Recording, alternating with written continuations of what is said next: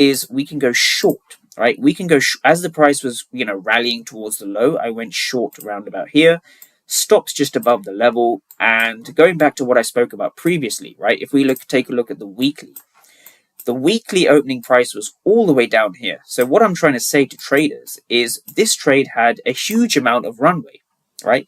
This trade did have a significant amount of runway, and we did see that, right? We saw the market melting in our favor, right? So again, this is part of the whole daily bias sort of thing, right? So if we're looking at the daily bias, right, what you want to see from a daily bias higher time frame perspective is this is the weekly opening price. We're well above the weekly opening price. We're also in a premium.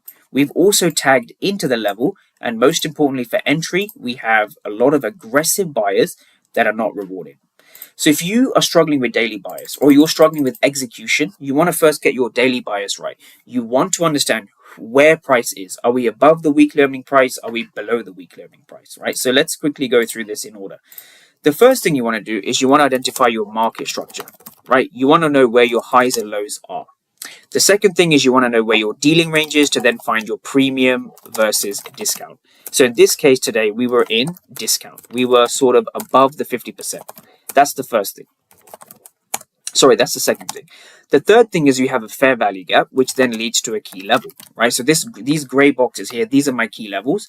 A quick tip about levels is you don't just want to choose any random fair value gap. You have to choose a fair value gap that's actually backed with the order flow, right? Now, once you have that key level, you then want to ask yourself, where is that key level? Is it above the weekly opening price or is it below the weekly opening price, right? So below the weekly opening price.